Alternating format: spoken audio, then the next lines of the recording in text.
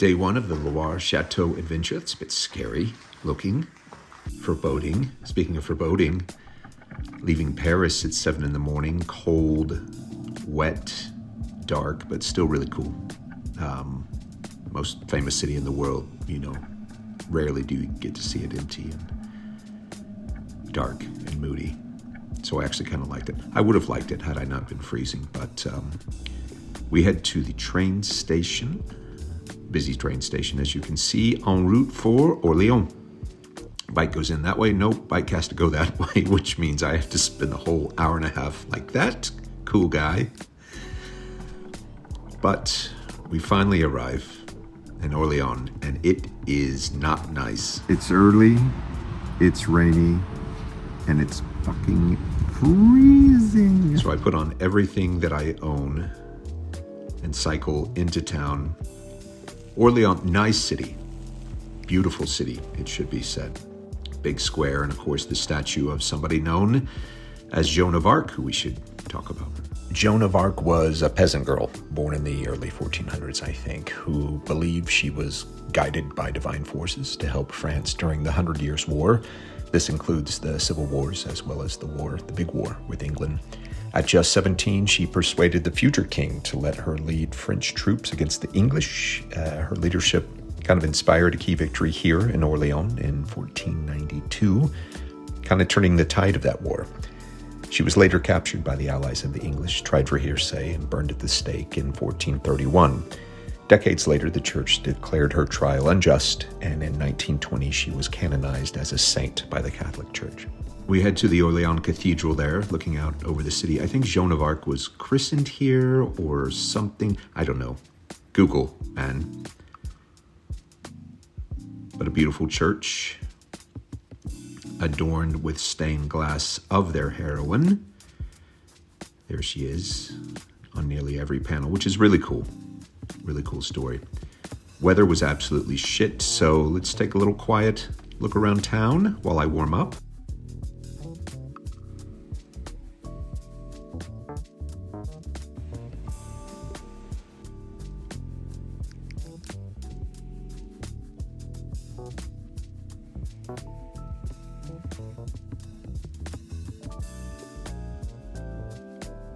Strong cup of coffee. I'm freezing, so I buy some socks and gloves at the charity shop, looking regal and ridiculous. I like these videos. I like the Instagram videos for many reasons. But one very important one is that it keeps me in the present, as hypocritical as that may sound. But I'm here cycling on a gorgeous path, and I realized, dude, you're cycling down the Loire, spending all your time finding snacks and looking for chateaus. That's very cool.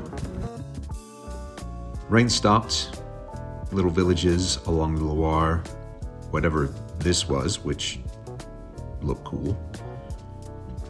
And we end up in Meung-Sur-Loire. I believe I said that incorrectly. Here, though, for our first chateau, which should be coming up. There we go. Nice chateau. Not huge. Pink extension done in the 1800s, 1830s, I think. But what this castle does well, kind of. But they reenact a lot of the scenes, but in a pretty good way. Of course, you've got the rooms and the different things you would expect from a chateau. But here's the sick room where they give you a little bit of a history lesson. Staircases. I think the French do the best staircases. All the way up, though, to the attic where they used to do laundry. I learned they did laundry maybe twice a year. These kind of things you learned. Great staircases, dining rooms. And down we go, though, to the labyrinth, to the tunnels, which is the main draw of this castle. A little scary, as you saw there. I think I got a crazy picture here. There we go. That's evil. Speaking of evil, the prison. Castles had their own prisons, if you'll remember. And we go further down to the main attraction of the underground, which is a dragon. I don't know. They had histories of dragons in books. That's not really, that's a little scary. Okay, it's scary. Let's get out of here. Anyway, I forgot what the history was about the dragon, but nice place though. Church next to it. There's a funeral going on, so we didn't go in the church. But we need to get on the road. Fortunately, it stopped raining, so down we go. Gorgeous path, bikes only. To Bugonsey. Very nice bridge. Very big bridge, very long bridge. And across that bridge, you can see through the magic... Oh, it was a bit of a quick edit. That could have been better. Anyway, though, I saw this across the way, an abandoned campsite, or a closed campsite, I should say. This used to be the bar, so even though it was a little ratchet, I decided it was the best thing to stay dry. Now I'm freezing in what might be a traveler's hiking gypsy camp. And there we go. A great first day, ending dangerously, and we'll see you tomorrow.